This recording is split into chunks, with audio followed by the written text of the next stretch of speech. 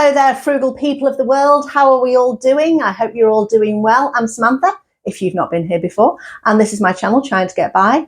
And our thing is we're trying to get by with what we've got. And today, what we've got is broccoli. You won't have seen it yet, but I have just got an oleo collection of a load of broccoli.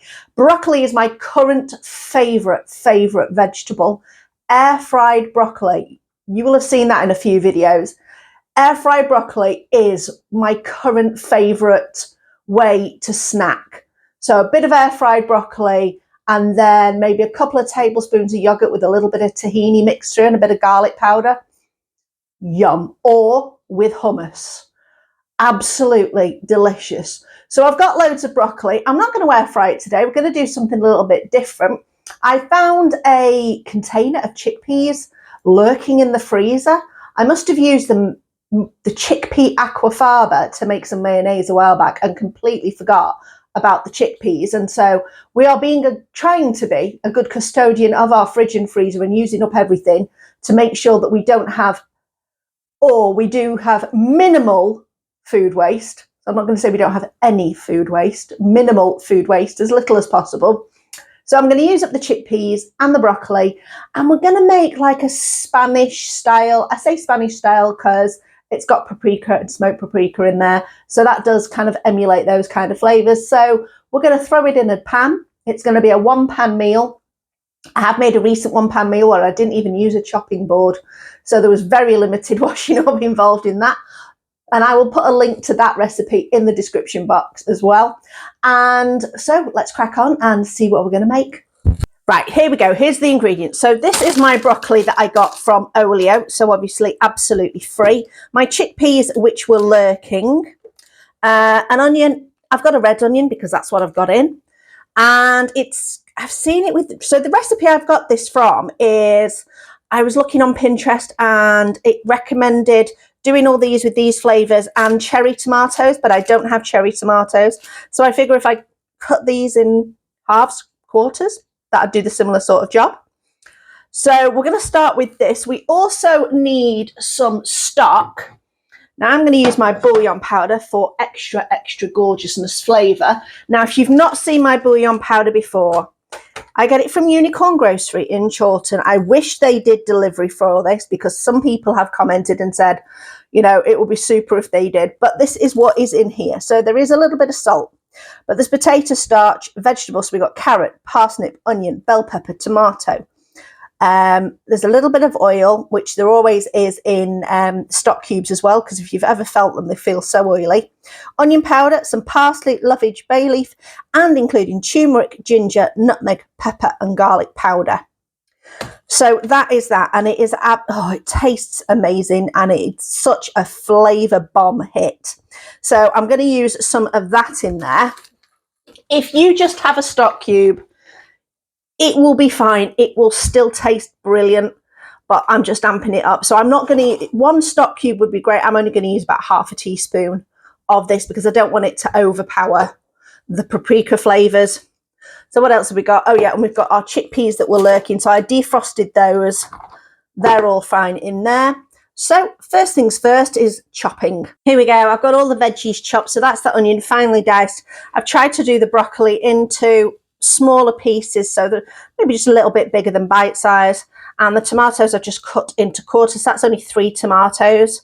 So that would have been 12 if you were doing cherry tomatoes. So we're going to start cooking this off. We're going to start with the onion. I'm using a pan today that's got, just found a good spot, that's got a lid because we're going to pop that on later. So start with the onions. There we go. Get all that in.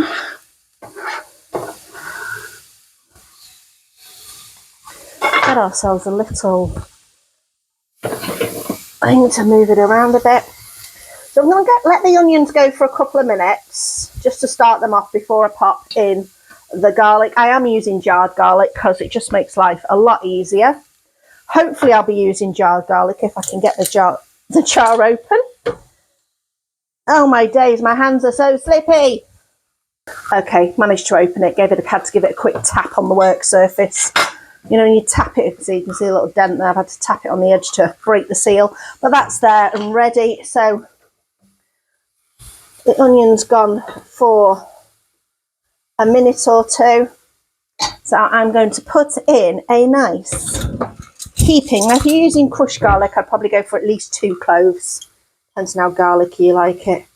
I'm going in for 2 teaspoons because garlic is delicious. There we go. Pop that in.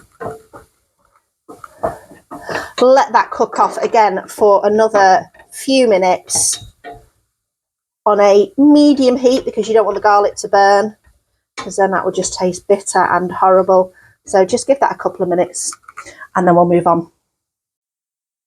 Okay, onions and garlic is cooked down quite a bit. Right, we're going to go in with just normal paprika.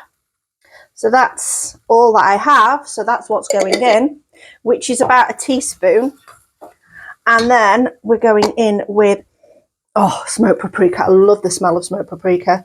So that is about 1 teaspoon, and that is a good 2 teaspoons. I'm going to say heaping teaspoons on there.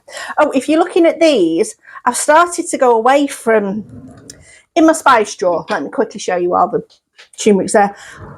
Those who've seen before, these are the tubs I've been using in my spice drawer. These are from IKEA.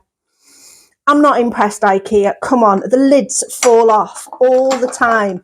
You can be picking them up and the lid just won't stay on. It's such a pain. So I'm kind of going over to these because they're working so much better. For example, my my garlic powder, before I transferred it, was in one of the IKEA tubs and it started to go solid. So that's why I've transferred it. These are just a lot better at sealing. So I'm slowly moving over to these lovely, now I've spilled garlic powder down me, tubs. But unfortunately, my names are not, I need to relabel everything. Anyway, back up to this. That was a bit of an aside. So, going to stir that round. We're now going to add our broccoli in there. Give that a little bit of a stir. Make sure we get all the little pieces in there as well. And this is why we need the pan with the lid on, because what we're going to do now is we're going to add our teaspoon of bouillon powder to that, and I'm just going to pour on some boiling water.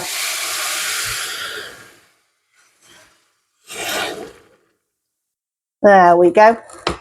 We're not smothering, covering our broccoli. Our broccoli is just going to sit in some water, but the rest of it will be done by steam. So there we go. We're going to pop the lid on and cook it until the broccoli is cooked to how you like it. Now, some people like their broccoli really soft, so cook it for longer.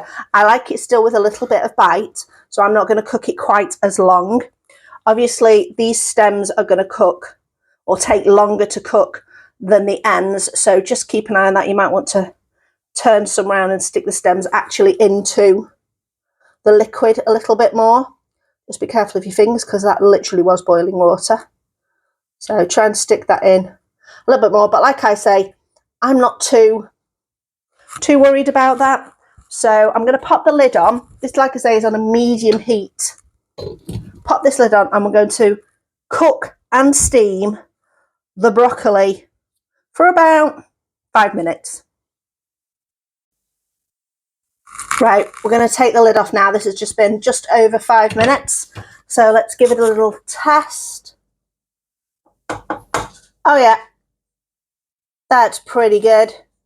Still got a bit of bite to it. So now all we're going to do is pop in the chickpeas.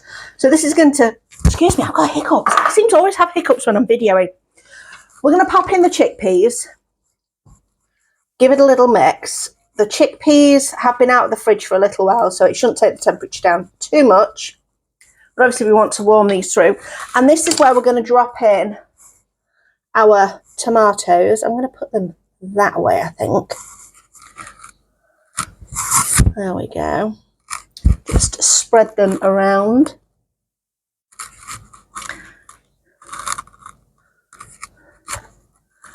And there we go. 2 more. This looks very cute. And I'm going to pop this lid back on again for another few minutes, just to make sure all the other ingredients are nicely warmed through. There we go. The sound of the ringing was one of my rings falling off my cooker. There we go. Need to get some new ones. Any idea, please, in the comments. Where do you buy new ones of these? Because all of the rings are loose. They have lost all their symbols on them. However, that is probably because this hob is probably 20 plus years old. So there we go. But I would like some new ones so I can actually see the indicator of where anything is working. Would be pretty cool. Right, let's leave this for a little while. Right, I did come back after 5 minutes and everything was lovely and great, and then I realised that my phone, which I do my recording on, had a very low battery, so I turned everything off and charged my phone for about 10 minutes. So this has been sitting here for 10 minutes. So disclaimer, things will be a little bit more soft than they would be if you just did your 5 minutes. So let's have a look and a taste.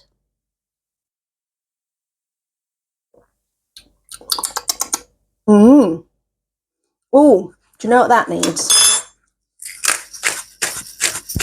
The sound of the crack of the black pepper. Just maybe a little bit more.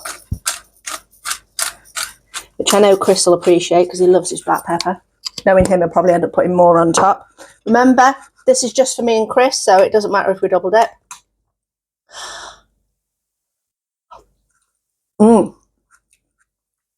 Yes, that is an enhancement. Right, I'm going to try and get a little bit of everything. So a little bit of onion, a little bit of chickpea, a little bit of broccoli, and a little bit of tomato.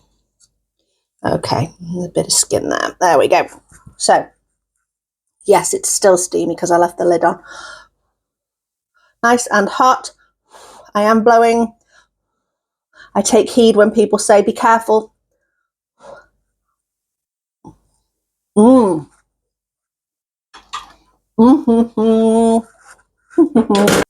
yes, that is yum. That is delicious. Very, very fresh tasting. I think because you got the nice fresh tomatoes, as opposed to if you'd say put tinned tomatoes or something like that in. Absolutely lovely. I'm going to enjoy that in a bowl. Chris is probably going to have it over rice because he likes to have things like that over rice. He'll feel as though it's not filling him enough if he doesn't have some kind of carbohydrate in there somewhere. So I've got rice in the freezer, so all I need to do is just get out a portion for him, nuke it in the microwave, and he is good to go. Because that's something I always do as well, if you've not seen it before, is if I'm cooking rice for one recipe, then I will cook more rice than needed always. Get your rice, serve out what you need, put the rest of it on a tray, spread it out, whack it in the freezer on the tray, and then once it's frozen, just break it up with your hands and pop it in a freezer bag. Works really, really well. Obviously, don't put it in straight away from steaming hot. Give it about 5-10 minutes to cool down slightly, and then straight in the freezer. And when you reheat, make sure it gets up to a really, really good high temperature, because there's occasional cases of bacteria that can make people poorly with rice. But as long as you heat it up really, really well and get it down to a cold, cold temperature as quickly as possible, then you are still okay. I hope you enjoyed this video. I will pop, you know what, I'll pop the video that I did most recently there for that one pot meal that I made, and I'll throw some other recipes over here. Have a look, see what you think. Let me know in the comments. Thanks for watching. I'll see you next time.